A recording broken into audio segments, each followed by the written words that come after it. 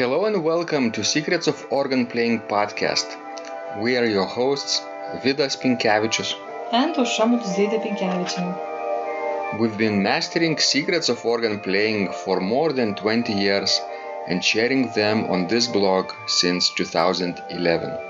On this show, which we create from our home in Vilnius, Lithuania, we strive to help you grow in every area of organ playing, including practice, technique, repertoire, sight reading, hymn playing, improvisation, composition, music theory, harmony, and many others.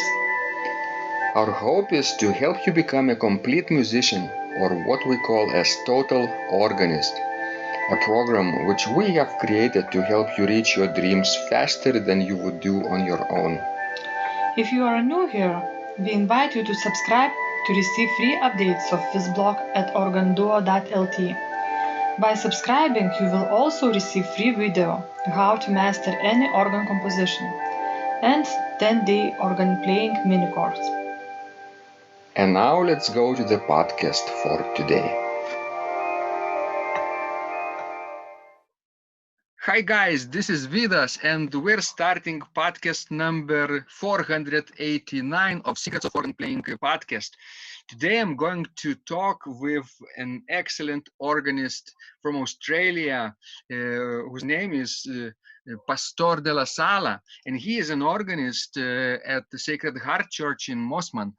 And it's very exciting to share with you the story how I came to know him because of this platform Steem, where Pastor is participating in our weekly Secrets of Organ Playing contest, submitting his videos, and because of the recommendation of our friend James Flores, also Australian organist, he's now a Steemian, part of Steem family, and regularly submits his videos. So this is how I came to know Pastor and decided to get to know him even better through today's conversation. Thank you so much, Pastor. I know you are busy traveling from Australia to Singapore and also to Europe now. So I'm going to ask you all kinds of questions. So thank you so much and welcome to the show. Thank you. Yes. Pastor, let's start first of all with your nice story about how you first fell in love with the organ. Do you remember? Oh, yes. Well, back in 1969, I was at my school, which is St. Aloysius College. Now, if you look at photographs of Sydney, standing from where the Opera House is, you look across, there's a very large college on the harbour. That's where I was at school, and the Jesuits were the teachers there, very strict. And in 1969, they installed a very small 4-rank unit organ.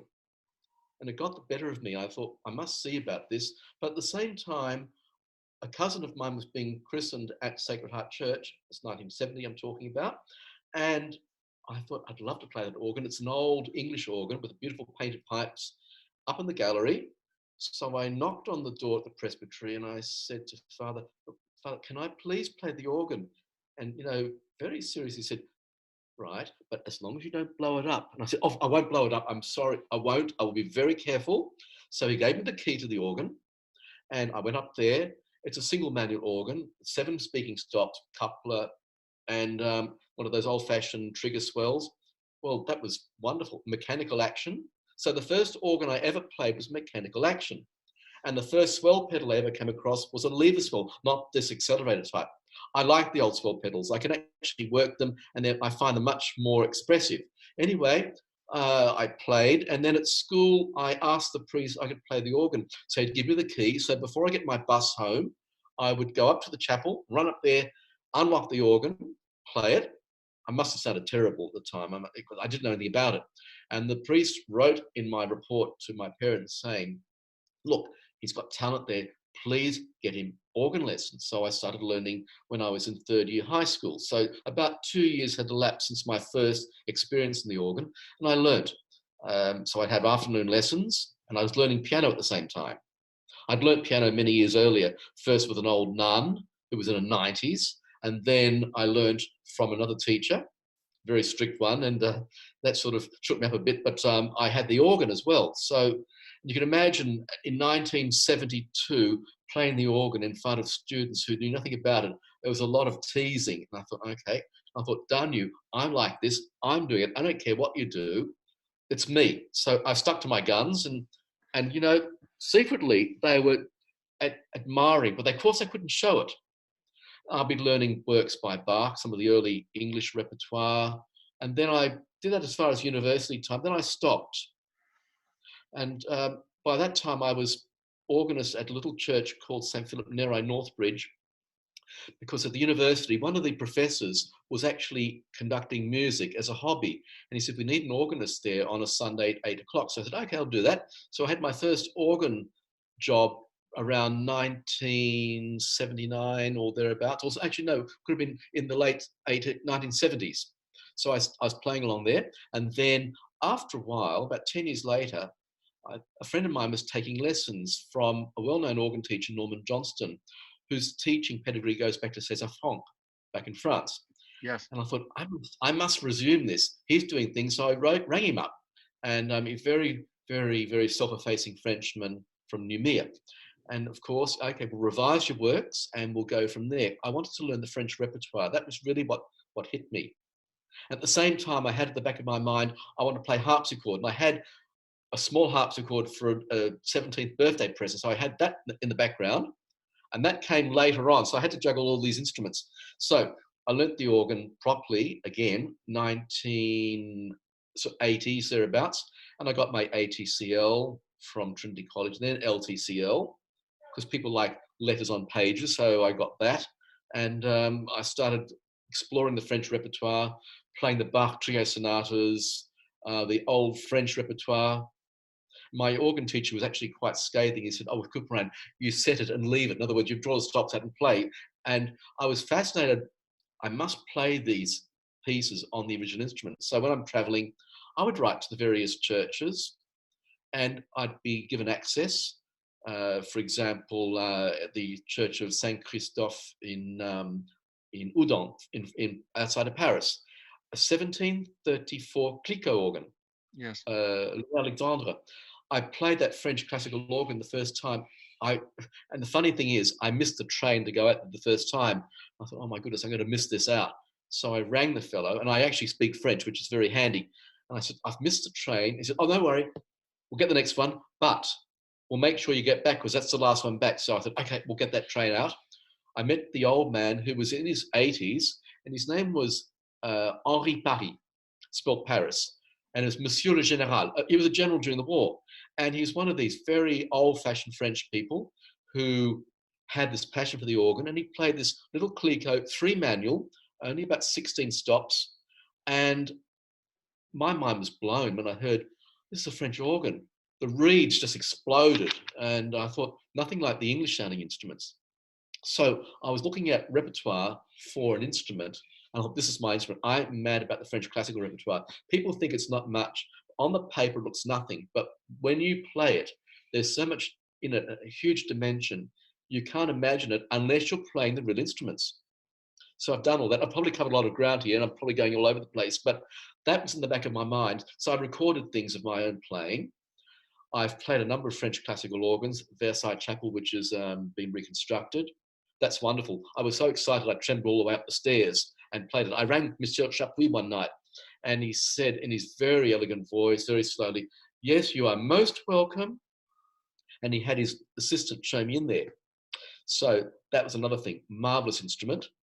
And I've played Poitiers Cathedral. I met the old organist Jean Albert Villard, who was there for 50 years. So I've met some of the very old people. And he told me the story. He started there 50 years ago. And people said, why do you want to play this 18th century organ? We've moved on from there. He basically rediscovered all this. At the same time, you get other people playing the famous Cavaillé-Coll organs, and as in Saint-Saëns and Toulouse. And I met the organist there, Louis Fonvieille, who was Vienne's last living student. And I just translated into English the corrections of the pièce de fantaisie I was collaborating with someone at home, but I did mainly the lines work, as you'll say. And it's actually Olivia Latry's work. I translated it. And Roland Smith in America incorporate that as one of the appendices of his book on Louis Vienne. So if you see the book on Vienne, I'm in there somewhere. So I Wonderful. help people write I help people write their books. Look, I always believe if you have information, you don't hold on to it jealously. Other people might like to know it as well. And there's a famous story about the Louis Couperin organ book. Do you know the Louis Couperin organ book at all? Yes. It was in the hands of Guy Oldham since 1958. And it's basically the missing link between Jean Titoulouse and François Couperin. Mm-hmm. And you can see François Couperin's fingerprints there. He gave out the manuscript bit by bit, and people were copying, and then he would hang on to the whole thing. And eventually, I think David Moroni went out there and edited the whole lot, and we see it. One editor in Paris for Edition Triton, I won't mention his name, but you can probably look him up. I said, now tell me the source of this. And he said, I'll tell you one day. And I thought, aha, he's got copies of copies. And anyway, that one came out of 30 pieces. Then the rest of 70 pieces came out later. So it's a marvelous thing, the French classical repertoire. But there's basically two parts of the French classical repertoire. Pre-1730, that's Couperin, and after that, 730 from Corrette onwards. So you have the classical, and then you have the post-classical, then you go to the transition, and you're going right up into the early romantic. So it's an interesting progression. And of course, you can't go through that music without coming through Boilly, who was a great champion of Bach and not very popular. I've seen his organ in Paris, which I believe now is restored. But I've had a great affinity for the French organs from the 17th right through to the 21st century. The most recent one I ever played was in Charolles in Burgundy. Mm-hmm. And that was an organ by Blumenroeder, who's actually made the French organ builders stand up and, wow, what's this? 4-manual organ in this tiny village, in a major basilica. And they've got a big festival there, which is run by Lois Belton. I think she's passed it on now, but there was something incredible there. And there's a lovely story about that organ. It cost a lot of money. And I was actually in contact with the organ builder. And he said, look, we would have had other things done, but we ran out of money. For example, a lot of French organs would have what they call a ravalement, which is the extended pedal. I missed bottom A on that. I thought, okay, it's not there, but he did other things. Very interesting. And he was very economical with the pipes on the récit, which were then borrowed or coupled to the grand orgue. So he would save money there. But if you look up over the facade, you'll see a €2 coin piece. Now, why is that there? An old man, I could have been a beggar, came in and he knew the value of music and said, here is some money for the organ, €2. It's like the widow's mite. So this little coin is sitting up there, mounted in the case as a gift from a person who didn't have any money, but he gave that as a contribution. Rather nice story. Wow, that's quite a story, Pastor. You are a really excellent storyteller. I couldn't even blink when you were talking. So excited. So I now... Yes, I just wanted to ask you... go on, sorry. But a little bit more in depth, what fascinated you about the French organs? How you got involved and why? Well, the repertoire was unusual, and I thought, I'm playing it on instruments which we have mainly English instruments. Okay, you might get some German ones, but I want to hear how it sounded for real. Of course, I heard the recordings. I've heard the Chapuis recordings, the Isoire recordings, and the first classical French organ music I ever heard on a CD was, I think it was Chapuis playing the Clérambault at Poitiers Cathedral. Yes. I went to Poitiers. I met at Villars, and there's another story there. He presented the organ to me, and of course, as you know, it's got a magnificent acoustic in there, and the pedal goes to bottom A. He improvised on tone, I think it was on the 3rd tone there, because that's in that like A minor to us. And he had all the various colors, cornets, he had flutes and all this, and he's improvised this. I thought, I've got to do this one day. I sit down and to try and, I'm not a very good improviser, but I know what I like there, and I try to improvise by copying that. And in fact, in his Note Personnel, Chapuis says, the great masters used to play up there, and the other ones, the students, would sit down and they'd listen. So by listening to what the great masters do, you emulate them, and then you make it your own style. My teacher said, you go and interpret pieces, there's these parameters within what's correct in that style. He says, so-and-so does it this way, this one does it that way. Go in between and make it your own, rather than saying you must do it this way. I know there's the Germanic ones say you must do it. I'm not that Germanic minded. The French would suit me better. They're much more a bit of a laissez-faire. And right, there's this and that, you go in between, so you have the right parameters. Mind you, you get to Jean Guillou, who's something totally different altogether. I met him once too. Very unusual character. Wonderful. Pastor, have you ever played this organ that Jean Guillou devised at Alpe d'Huez? No, I've seen it. It's a very unusual one. But Guillou was full of experimentation and colors. See, with the French classical organ, there's color. And I think he's taken an extension to that. He's actually gone further with color. And I remember talking to Olivier Latry once. In fact, that's another story. I was the first Australian to meet him at home, and I was driving him around and I was interpreting when he couldn't speak English. So he told me the story about this Alpe d'Huez and another organ. He says he put on a grosse tierce, a 3 1/5, but there was no 16 on the manual. But why did he do that? Well, my teacher would say, Guillou is Guillou. And when I went up to Saint-Eustache, he had the Van den Heuvel organ. I went up there, I looked, I said, what's this Grand Neuvième there?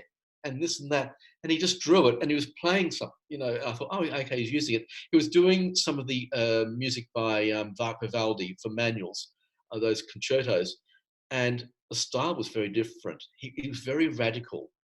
But I think he had his own idea. To him, color and that style was a whole new level. And if you hear Latry now playing the last recorded music he did at Notre Dame, you're hearing Bach played in a way that the purists would not accept. But there again, you can say, right, he's consistent in that. That's his style. And it's valid because he's consistent in that, though I wouldn't normally play it myself. So the organ has evolved some ways. And I think Guillou was trying to look at himself as evolving the organ beyond what his ancestors had done. So he's going right through there. I think he was successful that way. And he stuck to his guns, and he kept his style, and he composed accordingly. He was a very fine composer. He wrote very difficult music. I don't say I could play any of his things, but he was a very good composer, and he had a certain vision. Yeah, Aushra and I had the privilege to play one of this wonderful organ at Alpe d'Huez, which is designed by Jean Guillou. It's shaped like a palm, like very, very similar to a palm. And actually, it sounds like in a cathedral, although it only has 2 manuals, very powerful reeds, but only very gentle also, very colorful, powerful, very great ensemble. And it's interesting because it's a German organ, Kloiker instrument, but sounds like a French cathedral. We had a great time there. The buildings are very important in France too. If you play in the cathedrals, I think of Strasbourg. I had to climb 100 stairs to go there to play, twice out onto the roof. And I heard an organist play a recital one night. I was talking to a French colleague, and he's actually from the provinces. And I said, gosh, he's playing fast. He said, les Parisiens, the Parisians, they rush off like mad. I won't say who it was, because there was this 8-second reverberation in the building. Now, when you're playing in a building that big, you really have to put the brakes on and you articulate. One thing I noticed when Jean-Albert Villard was playing, I said, he's making this organ breathe somehow. What's he doing? He's obviously lifting his hands up. Like when you play the harpsichord, you've got to make it breathe. Otherwise, it sounds very static and awful. So he was doing things to make the organ have that extra dimension, but respecting the acoustic. I think a lot of organists don't often hear the building which they're playing. It'll turn into one mash, and you have to phrase and articulate according to the building. The building's the best stop on the organ, as Cavaillé-Coll would say. So study the building. Yes. Listen to sounds. When you play an organ, I suppose you have to go through the registers one by one. What's my color palette? What's this sound going to do here? And if you're doing something at Notre Dame de Paris, there are a lot of registers there, and they don't give you too much time. And one, they actually cut my time short without even warning me one night. So I went up there one night, and they made you record the thing too in one take. Now, when I do those recordings, I don't do everything in one take. And I thought, my goodness. And I sat up there 1 o'clock in the morning thinking, what am I doing this for? It was a great trial. And besides trying to get a metro home, as I don't exist, so I had to walk home. And a friend of mine was there turning my pages, so I got my concierge to get him a taxi. So anyway, but you're doing these things in these buildings, hearing what the organ does, and every building is so different, every instrument is so different. It's amazing. The discoveries all over the place. You don't ever tire of it. There's something very new all the time there. Besides adjusting to those wonderful acoustics, what are some challenges for you when you play those organs? Well, the challenges would be trying to find the right colors, the registrations, and you've got limited time. So I thought, what's going to work well here? You do have an idea what you want. And if you're at Notre Dame, for example, there's a lot of variety there. They've got another division, the resonance, which they've added. I thought, what am I going to use here? What aren't I going to use? You don't use everything. In fact, that's a very powerful organ up there. When you bring the chamades on, for example, I liken it to being hit in the back by a machine gun. They are so powerful. When I was playing a fairly big registration, the maintenance person there said, oh, and there's more to come if you really want it. I said, really? I don't think I'll do that. It's deafening up there, absolutely deafening. And if you go up there, you'll notice that the arches have been covered in. And that was Viollet-le-Duc, who actually decided to cover those in because the sound was escaping. Mm-hmm. So the idea is to thrust that big instrument through the nave of that very large cathedral. It's a very large volume in there. Mm-hmm. Right. And it's again, you've got to know how to play the instrument. Otherwise, it'll turn terrible. And if you're playing a French classical organ, you've got no thumb pistons, you're hand registering. If you're playing a Cairn organ, as I did in Bourges Cathedral, no hand pistons, and you're playing a French classical suite, you have to change registrations between where I suppose the chart would be, but you've got to find where they are. And the stops aren't always in the same numerical order. Villard told me at Poitiers that Clicquot designed this organ that you could draw a registration with 2 drawers each side, and you've got it. And you might find them all over the place. They're not in a logical order, but they're logical in the sense of a registration pattern. Yes. So all the 8 foots aren't in one place, and you'll find one stop on the upper manual, it's at the top here. Sometimes they're on the sides out here, like a Poitiers. And if you're playing a Silbermann organ in Ebbesminster or in Marmoutier, you've got to turn behind you on the Rue Positif or the Positif do. It's behind you where the stops are. If you're in Holland, I suppose you've got to go over the head. They're all over the place, but you've got to get your navigation right for your console. Yes. How much time do you need when you prepare for a performance on these organs when you haven't played before? Right, Notre Dame, I had a start at 8 o'clock and I was out by midnight. And the next night they kept me waiting an hour because I had another concert on. Mm-hmm. So I had to work everything out very quickly. Because my friend turning my pages said, "Oh, you've seen this console before?" I said, "No, I've seen the old Notre Dame console, the one Cocheret played." And I played 2 recitals there solo there. Not many people from my country have done that, and I'm very happy. It was an invitation by Olivier Latry, which was very kind of him. It really opened my eyes playing an instrument that size and in such a prestigious place. But you have to focus so carefully. Your time is limited. I still remember my teacher saying, if you've only got a few minutes, go through the bits which are tricky and don't play the whole thing through. So you have to cut corners. And in cutting corners, I had to navigate myself around this console. Where are things going? Because if a piston doesn't work, and I don't like pushing pistons, I don't often trust them, I have to know where the stops are. So you're memorizing. And I've seen blind organists play organs in France. My teacher's teacher was blind, and when you talk to a blind organist, they've got such an incredible awareness around. When I see, it was André Pagenet at Bourges Cathedral, he says, "J'ai une belle flûte." Oh, sorry, I've got a beautiful flute here, and he puts his hand up there. He knows exactly the right spot because they're used to spatial things. And the organist's wife said to me, well, when you're eating, you don't look in the mirror to see where the spoon's going, do you? I said, no, you don't. It's like the organ with the pedals. You don't look down there. Well, we try not to look down there. We know where they are. So spatially, a blind organist is very aware of what's around. And I've seen blind people get public transport on the way to university. This fellow would come on at one stop and he'd know exactly probably the way the bus was moving, or it just felt right, or where the bus is turning. And they're very spatially aware. So you'd see them registering like this. He actually heard me play some couperin. He said, what do you want to do? 18th century style or 17th century? So I would register accordingly. He put his head right over the balcony. I thought, don't fall, please. And he'd listen to the registrations. But a very funny story, the blind organist showing me up to the organ. He would light the staircase up. And I got to the very top and I shuddered. I thought, oh my goodness. He said, it's nothing. I said, yeah, it's nothing, but I can see it. There's a big drop down there. I've got to be careful.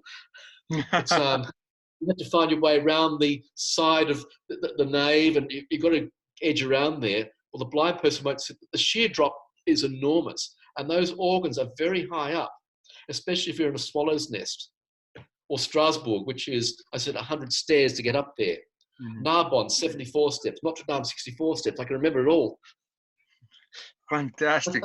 You are amazing storyteller, Pastor. Have you ever had an experience with people in your church where you demonstrate the organ and share those stories to them? I would presume those stories would really motivate them to know the organ even further and leave an undying impression, right?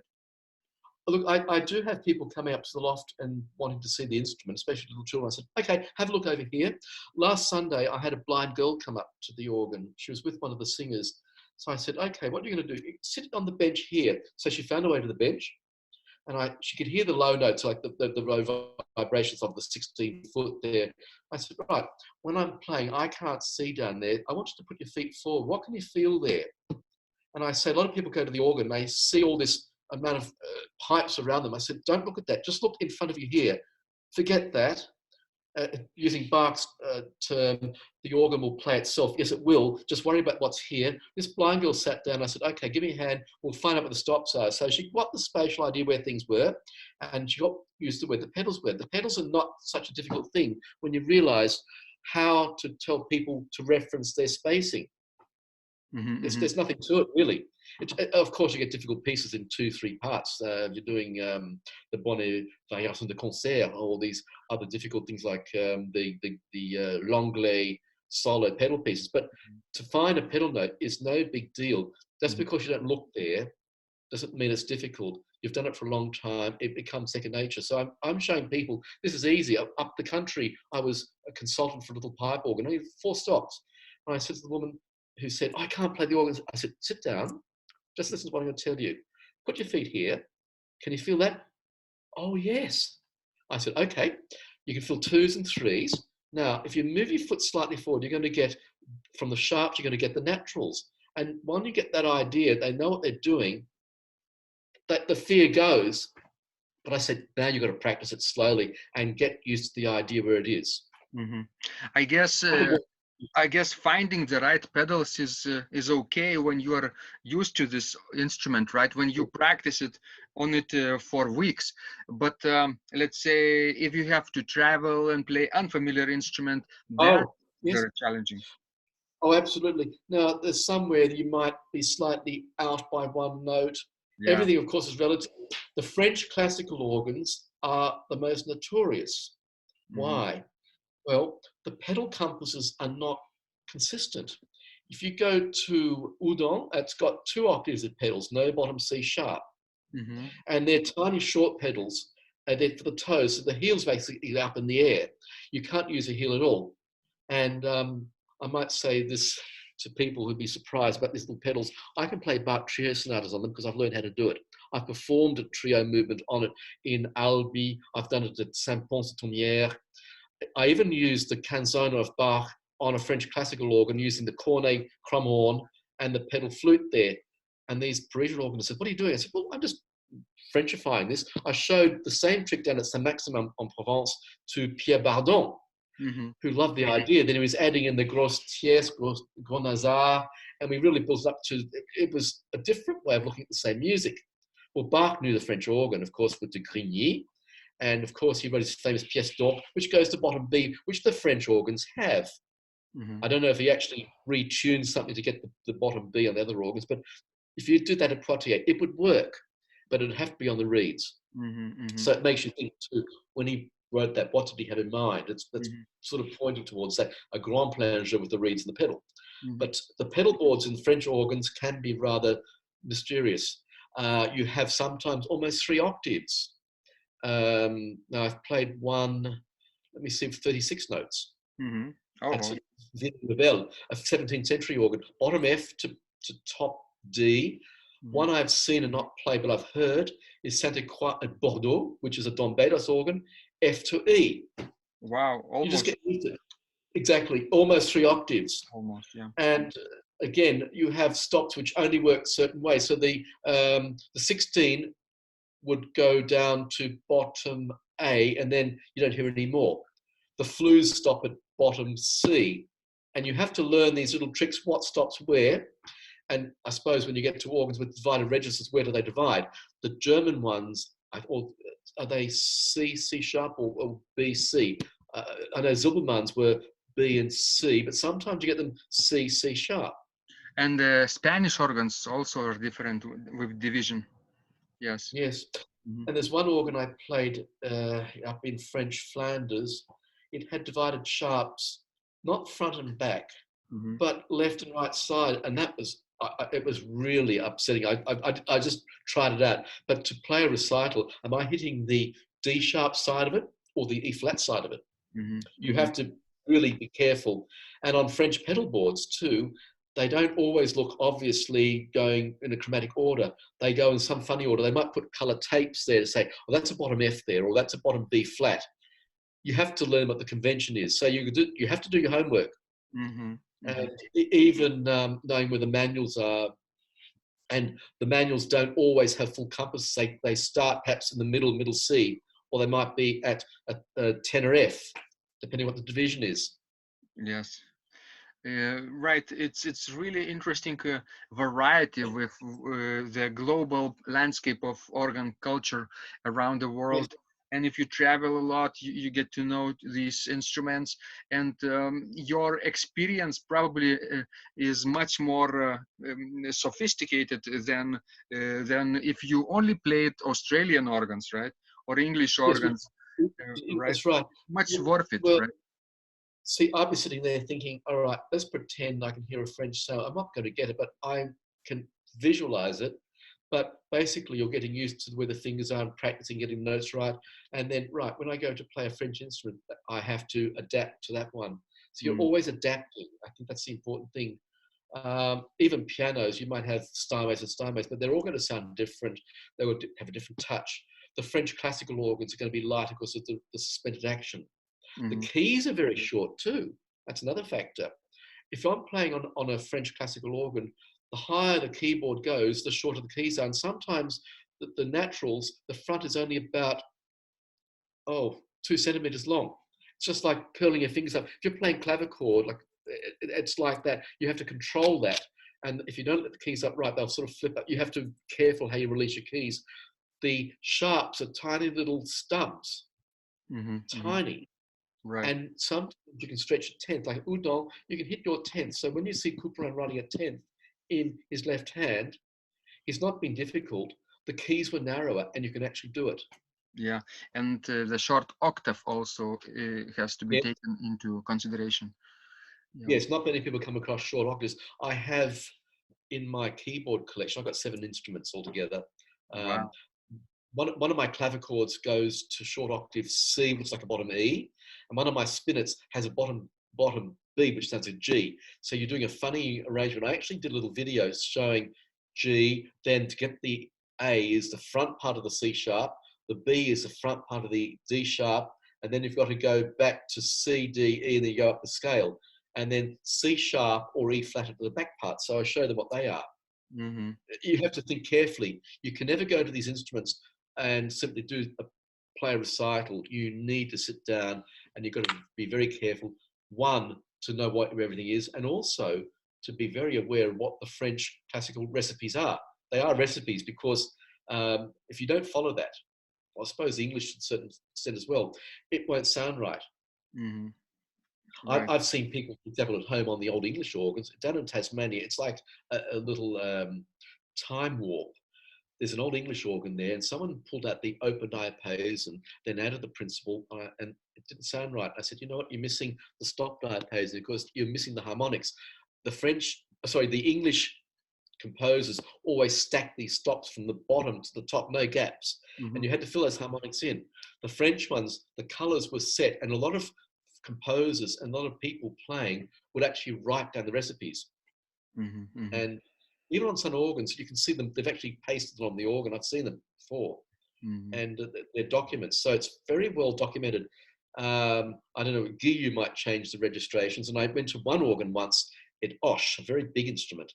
And the organist there had mixtures with the reeds. And I said, oh gosh, that's not quite right. He says, well, I do what I like. I said, okay, fine. And he didn't like the French pedal board there. He said, oh, that's ridiculous. I said, no, it's not really, because it's actually got a way of playing it. The French pedal boards help you articulate in a certain way. You can't play them like a normal German pedal.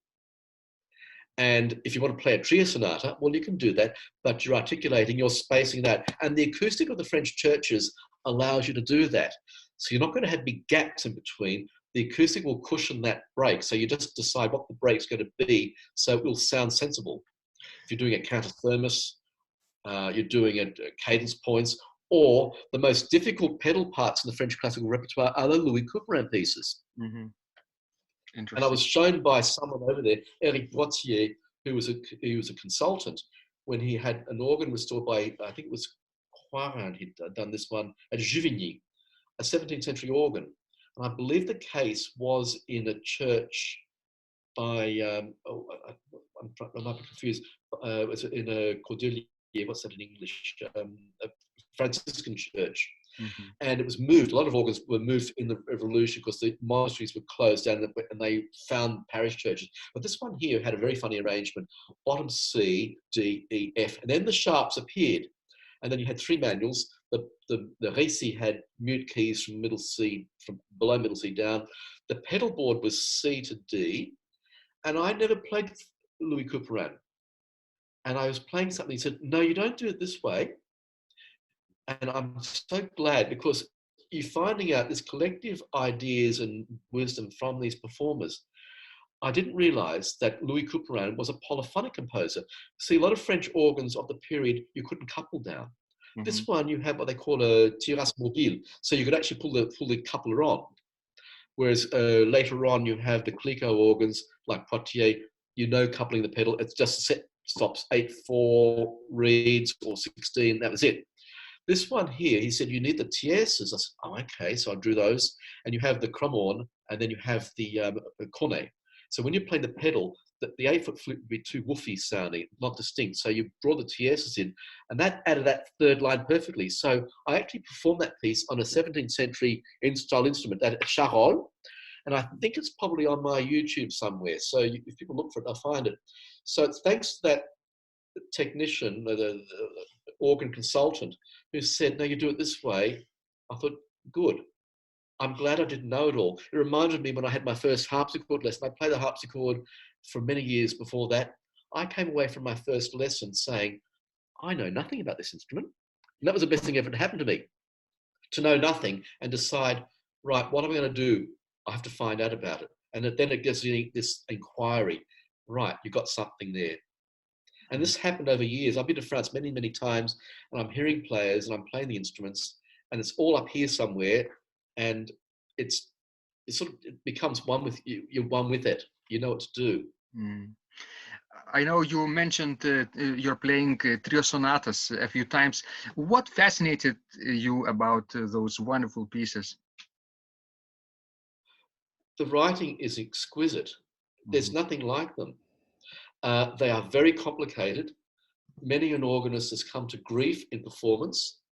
There's a lot of hair tearing, I'm sure, going on there. But as I said before, these lovely pieces, I thought, let's play them on a French classical organ. I was really torturing myself. and it worked. Mm-hmm. Bach you can play in many ways, and I just had to learn to articulate in a different way. But these movements on their own, just choose one or two moves. You don't play the whole sonata. Just like the French classical pieces, I don't think you're intended to play all the pieces in one go.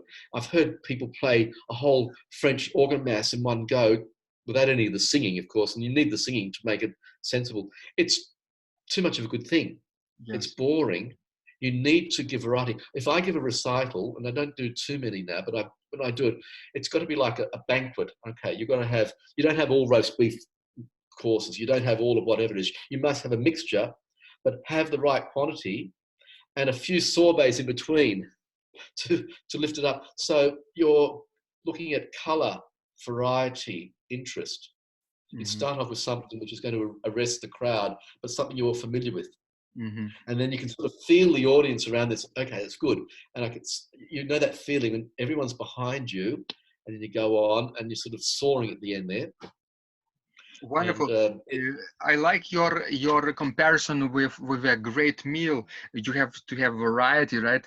You yes, cannot only eat soup, for example, all night long. You have to have salad. You have to have fish, maybe dessert or something else, wine too, right? yes. And I refer to musical sorbets, like little trifle little pieces to make just lightness. And I also aim in concert programs to present works which are not known. We have everyone playing a lot of the same works, or they'll play a whole Vienne symphony. I don't see that as being very good unless you're playing for an organist group who wants to hear that. I play for the 99% of people who know nothing about it. I'd rather play for them Mm-hmm. and let them discover things. I would look for composers who are obscure and have just gone by the side. So I'm looking at the IMSLP Petruccio Music listings. library. Yes, and I see what other people do overseas, and I'll have a correspondence with them. So, where did you find this score? Mm-hmm. Now, I found a score, for example, which was the first solo organ pieces played on my 1882 organ at Mosman. It was in a different church originally in 1882. I found the original program in a newspaper. I know who all the organists were. I know the entire program. And there was this composer, Valentin, and the suite in D. I thought, who on earth's that? So I wrote to the pipe organ group, one of the ones on the internet, and he says, oh, you're meaning this one. Mm-hmm. So he gave me the link, and people are very useful and helpful there. There can be a lot of nasty things on Facebook and such, but then if you get the right people, there's a lot of camaraderie there and a lot of people helping each other there. I found the score and I thought, good, I'm going to go to the church and play this because the organ program, Valentin's Suite in D, this has to be it. And it's only on 2 staves. There's nothing wrong with playing manuals only. In fact, manuals only can be more difficult than other things. 2-part pieces, I think, are more difficult than anything else because there's nowhere to hide. They're so exposed. And I played these 5 or 6 pieces. And I realized, well, the organist then would not be anything great. In the countryside where this was, they may very well have been players of the harmonium or the reed organ. Mm-hmm. And the reed organ actually is a very serious instrument. People just toss it off saying, oh, this little pump organ. Well, the French took it very seriously. Yes. A lot of And they wrote, composers wrote for harmonium, right? Guillemin and also probably Franck. yes, Franck, the organist. Mm-hmm. Yes, Vierne. Yeah. They are very difficult pieces. And even with the convention, the harmonium will do things that the pipe organ can't do. For example, the variation of the wind pressure, when you have those special devices, you've got to learn how to play the wind. Yes. And how to pump. you can have very interesting expressive pumping and melody would be very singable, right, in French harmonium system. And organist could learn a bit from that too. Yes, we'll hear the bolero de concert many times, but on the pipe organ, it sounds okay, but you bring it to the harmonium, you've got a totally different piece there. Mm-hmm. Mm-hmm. You know, so we have a different dimension, and it's a pity some organists will look upon that as an inferior instrument. It's a different instrument. Mm-hmm. We're not saying it's better or worse. That doesn't come into it. It's different, and it's a different expression. And to understand how that work is, you have to play it on the instrument for which it's intended. Even when you're playing old organs with a temperament, we're not always playing an equal temperament, which everything's equally out of tune. If you're playing a temperament like on the harpsichord, there is something which sticks out. I thought the color's different. When you hear a choir sing, they're singing to pure intervals. It's different to playing a tempered interval where everything's so very nondescript. I call it nondescript. It's not quite the right word, but there's no tightness in there, or something which will make you sit up. Oh wow, you're a mean tone instrument, and you've got a totally different story altogether. Do you have harmonium at home? No, I don't. But I've played various. The most regular one we'd see would be the American. You've got to distinguish. There's the American organ, which where the reeds are actually sucked by the wind. The French call them harmonium, which is probably the correct word for those instruments because the wind is blown. There's two different methods there. So we have a lot of the ones where they suck like ST, the American organ. And again, it's you're looking at divided stops, you're looking at different devices and the way you pump, and also there's an expression lever for swelling and bringing on the whole organ. A lot of control there. But the French ones are particularly tricky and they're very sensitive to the way they're pedaled. It takes time to master them, really. Yes, like playing the clavichord compared to the harpsichord. What C.P. Bach said, that a good clavichordist makes a very good harpsichordist, he's quite right. Even tuning, the clavichord was quite tricky. I tuned one of my harpsichords the other day, and it was very easy. The clavichord, you've got to be careful. When you hit the note, it's going to be even throughout. Otherwise, you've got to be sharpening or flattening, and it takes a lot of control. And it'd be very good for the organ pieces as well, too. A lot of organ teachers I hear for classical repertoire teach them on a pedal clavichord. Yes. I haven't played one of those yet. Yes. And the touch, if you get it wrong, it's going to sound awful. So it really trains you. What kind of instrument do you have at home, Pastor? Could you I've got 7. Picture? Yes, well, actually, they're in different houses, but I've got a grand piano, an English grand. I have a 5-octave Neupert spinet. I have a spinet after an anonymous builder of 1708 from the Royal Academy of Music, London. That's in the holiday house. That's one of my nicest instruments, and it's in a beautiful acoustic. 1 single register of strings, and it's very unforgiving to play. All right, but it's one of my nicest ones. Then I've got 3 clavichords. I've got a short octave, 4-octave, well, it's 4-octave, but short octave in the left hand, Swedish 17th century, a 1784, after 1784 Hubert, a double fretted, and I've got my large 65 note that goes F to A, Lindholm copy from 1787. And that was made by Australian builder Mark Noble. It's his last instrument. I actually twisted his arm and he said, okay, I'll make you one. And I've had people over in America who've heard the real Lindholms. They said it is so similar. So hats off to that fellow who wrote it. You'll see that on my YouTube collection. It was my last recording I made of the Kellner Certamen Musicum 6th Suite. Certamen in Latin means competition. It also means contest or combat. It was like a combat because I was fighting. It took me a while to do it, and I wasn't happy until I got this right. And I was reading a manuscript which was put together by a fellow in England, and he was very happy how I did it. There was a German colleague, Andre Zappa, whose wife is a harpsichord decorator. He recorded the first 4, and he said, I didn't do 5 and 6. They didn't sound good on the harpsichord. I said, okay, I will do them on the clavichord. They work perfectly. And I've been fired up now. I'm going to do the first 4 on clavichord. So I'll be the first one to ever done on clavichord. So I don't always stick to the organ. I do a lot of other things. But the clavichord is crucial in keyboard touch because it requires such a fine weight, and you can't force it. You have to be very careful. Otherwise, you get a very bad sound. I agree. The clavichord is indeed very helpful for developing good early keyboard technique and organ technique too. And if you have access to pedal clavichord, it's even better because lots of German organists, composers back in the day practiced on pedal clavichords because it was too cold in churches during winter time.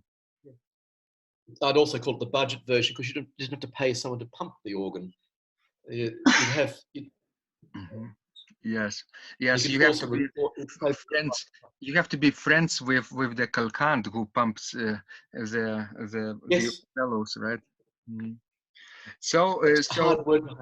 it's really amazing story you were sharing, Pastor. When you get back from your trip to Europe, what you will be playing back home? Well, I'll look at more Kellner on that clavichord, but on the organ front, I'm actually preparing for a concert with an Edwardian theme. That's as in Edward the Seventh, around 1910. I recently had access to a 1912 organ. Mm-hmm. It's an Australian instrument, which is sort of in the English vein. It has nothing above 4 foot, and some organists might think, oh, that's boring. But you can do a lot with these. You have to discover what repertoire is. So I'm going back to prepare a concert with a very good singer who plays piano and a trumpeter. Mm-hmm. And the piece of music will be around the English period 1910, or at least harkening back to that period. I don't play a huge amount of English music. I don't really understand it myself, but I'm making myself do it.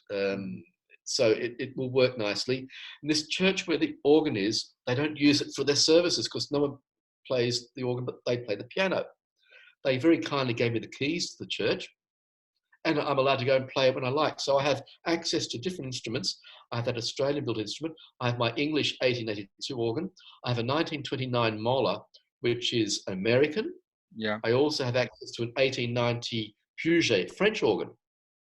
And I was the assistant consultant for that one. That's a very interesting one. French, romantic, only 12 stops, but 4 of them are reeds. You can imagine what the French do. It's an incredible instrument for 12 stops. I also have a neoclassical organ of 20 stops by Les Tourneaux, Mm-hmm. his Opus 2. James has a later one of that same make, a bigger instrument. Mm-hmm. So Wonderful. So will you be sharing some of those videos for our contest too? oh yes, I'll have to see what I can work on. But when I get back, which is the end of this month or coming month, I'll have to make sure that concert program is right, and then I can concentrate on other things there. But if I'm doing something for that concert, I can record it, say, for the competition because I'll be working on it. But then I want to work on other works from 19th century French repertoire. I'm also planning a CD on a French instrument from 1890. And I'm trying to think, what have I done over the last 12 years on that instrument where I could actually make a program? And I got a friend who's a composer who's wanting to record, to write something, because I play pieces that friends write. So I do play contemporary. So I go from 17th basically right up to contemporary time. Mm-hmm. Now Wonderful. that I'm sort of retired, I can do what I like now. Right. When you are traveling, are you bringing your music with you? I have not got one book of music on me whatsoever. I've got no playing. I've decided, this was a rather hard decision, but I don't want to do any more overseas recitals. It's far too much work. I would rather take, if I have music on me, or just sit there, play the organ and see what the organ tells me. A very well-known organ builder and consultant in America called Barbara Owen said to me at a dinner once, and this is prior to my playing the organ in Poitiers Cathedral, she said, you'll cry when you play it. Well, actually, I cried afterwards. I had to get the keys back. The organist gave me the map to his house to give his keys back. I've written this all down. People can read the stories in the organ journals. But what was I saying? She told me the sentence, and I've never forgotten it. An organ will tell you how to play it. Yeah. We don't tell the organ how to work this out. The organ's got a voice.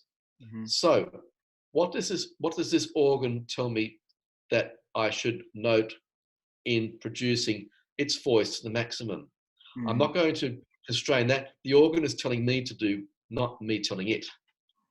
That's a wonderful piece of advice for organists who want to play more French instruments or other historical instruments that you have played.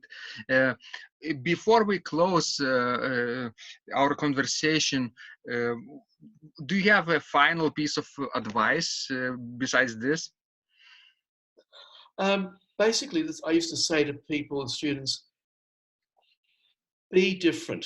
Mm-hmm. Don't be ordinary, be extraordinary. It could be simple. Follow your dreams there. Well, I'm doing what I want, and the dream still's going on. And your limitations only as far as you make it. You could be unlimited, basically. You'll never stop learning. There's always going to be something new. And it'd be a terrible thing if we knew it all now, because we'd never get any better. So we keep looking for new things, and in playing, one is communicating. One is using one's voice, but in an instrument there. So it's an extension there. So live and breathe it, enjoy what you're doing, and keep looking for new things. Excellent advice, Pastor. Where could our listeners find more of your work online? Right, I have a YouTube channel, and it's very simple. It's Tormus, Tormus, and with the number 1 after it. And when you go to YouTube, you'll see over 1,000 recordings there. We'll have organ recordings. I've got some of the organs from France I've mentioned before. I've got local organs in Australia. I have harpsichord, I've got clavichord, spinet. There might be even the occasional piano piece. I don't really play the piano much now, but there's one where I'm playing a French work, which was for piano, and I transcribed it at sight for organ. It was by Guillaume Lecoeur, who died aged 24. And I discovered that he had written so much music. They had his complete CD set. I got through, I think it was Amazon. There are at least 7 or 8 CDs of this fellow who died at the age of 24. And these pieces for piano, one of them actually fitted the organ perfectly. So I'm reinventing things, and no one's heard of Lecoeur before. I go to other composers I'd see on IMSLP. I thought, who's that one there? Let me see what that is all about. No one's played that before. Let me try that. So again, be different. Be different. Don't be frightened to experiment.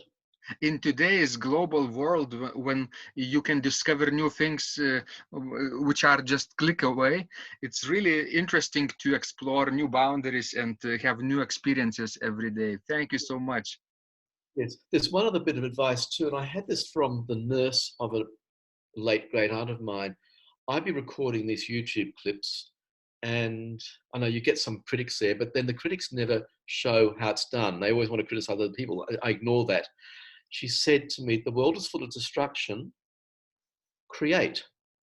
I said, she's quite right. So make something beautiful. It can be something of beauty. So there's so much destruction around. Let's do the opposite. If you're going to break things up, let's make things. Mm-hmm. Create. Yes, good advice. Organists have always been composers and improvisers too, in various countries, in various traditions, historical periods. And I remember Charles Tournemire writing that an organist who cannot improvise is just half an organist, right? I've been pushed into the seat when I was down in Saint-Raphael at Notre-Dame de la Victoire. A friend of mine, Michel Collin, who's a well-known organist and teacher down there, the mass was about to start, and he gestured, sit. I said, okay. Well, what did I do? I had to improvise something, so I drew out a grand plan jeu, and I thought, it just happened. I didn't have time to get nervous about it, so I thought, okay, it should go this way, and this, and then you put your cantus firms up. If you do it slowly, it'll come out. And at communion, I played something with the flûte harmonique. We had a beautiful flûte harmonique, and he had the lovely voix céleste and the gambe on the récit. And the priest said, vous venez d'écouter cette improvisation ravissante. Oh, sorry, going to English. You've just heard this ravishing improvisation. I thought, did I do that? It was advertising my concert the next day. But you have to be in the situation, in a liturgical situation, to play an improvisation. I did ask the organist, Johann Wexel, when he was out, I said, will you improvise? I've got to be in a liturgical situation to do that. You can't turn it on like that. You must have the right atmosphere, the right feeling, and then it'll come out. Mm-hmm. improvisations like that. I wouldn't call myself an improviser. I might try and experiment there. I would not dare call that. I could not do a fugue to save myself. Though I stood next to Olivier Tree, he says, I'm going to do a fugue and start a bar full of voices. I thought, how sickening, I can't do that. But it's incredible. And I tried to write it down. He said, no, here it is. And he wrote in my notebook, this is the subject. I saw him do the exposition, the development, the recapitulation. I thought, how did I do this? But they've got this way of training themselves. He can recall an improvisation. I can't do that. I can simply do something there. Oh, this will work here. Mm-hmm. So I suppose we all have different ways of doing it. We all approach it different ways, but we are creating something. And I said, basically, in the notes to an organ recital by Vincent Dubois, the sound is for those privileged to be there at that particular moment, and it will dissolve into the air. It's gone. Mm-hmm. Never be brought back again. Yes. It's a moment. It's like a moment. You can't get that back. Something else will happen next time. It's like a snowflake. You're not going to get the same snowflake, the same dimension. They're going to look like snowflakes, but they're all different. You'll never get the same one twice. And you know what I think, Pastor, never try to be like Olivier Latry. Try to be like Pastor de Lasala. Yeah. You can admire the people. But as I said, to students, I said, why do you copy this? Well, you could say to a student, don't try to be this person. That one's already taken. Yeah. That one's taken. So why copy that? Don't clone yourself. Be original. I said, be original and be different. Original is very tricky word in today's day and age. Everything has been tried before, and what even original means. So, but maybe we could think of being authentic, our true selves. Yes. That would be enough, I think. Sure. Yes. Don't clone yourself. You can use people as models, and then you take it a step further and make it your own. Mm-hmm. Excellent advice again. Thank you so much, Pastor, for being a guest on this conversation. I'm really delighted to be able to share this interview with our community from 89 countries from around the world. Thousands of organists will have the possibility of listening to us. So again, wonderful. Have a nice trip to Europe, and I cannot wait to hear what you will create when you come back next. Good. I'll make sure I practice, otherwise I'll scare away the audiences. So I have to do my homework. Thank you. Thank you, Vidas. Thank you. This blog is supported by Total Organist, the most comprehensive organ training program online, where you will find courses for every area of organ playing, including technique, practice, sight reading, repertoire playing, hymn playing, improvisation, composition, music theory and harmony, with hundreds of scores and thousands of exercises. Here is what some of the students are saying. Hugh writes, the sight reading course has helped me tremendously. Thank you very much for your essays, courses and all your help. Robert writes, I found the fingerings, registration ideas and general comments to be excellent. John writes, I have found your download very helpful. It was really excellent.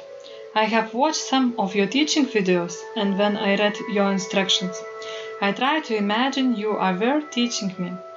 You may feel disappointed that I am 2-3 days behind, but I am a slow learner. And I have committed to taking the time to get it right, as you say. But the other night my wife commented that she had never heard me play such a detailed melody in the left hand so well. My left hand is generally poor. Robert writes, it has been a great pleasure in my life of having discovered your courses and material, as well as the YouTube work of recordings. You have a calm and pleasant way of teaching. Ron writes, Hi Vidas and Ausra, thank you guys. What a wonderful response to my email note to you. You've got me right, and I feel you understand my level of playing. Yes, at home, and lucky that I have an organ for that reason. I am paying attention to this, and I am going to try this haha no longer secret model. Yes, and I love Cesar Frank too. What is very nice about your blog podcast is that Ausra and Vidas are like a Socratic dialogue, and by bouncing things off of each other, so much more information comes out and is expressed. Your comments contain a wealth of information and understanding. I really appreciate this. It is very inspiring and will keep us moving forward. Would you like to receive the same or even better results that our students are getting? If so, join them at organduo.lt/total-organist. And of course, you will get the first month free too. You can cancel anytime. Also, if you haven't yet subscribed to receive free updates of this blog, make sure you do that at organduo.lt. By subscribing, you will also receive free video, how to master any organ composition and 10-day organ playing mini course. This was Vidas. And Osha from Secrets of Organ Playing. And remember, when you practice, miracles happen.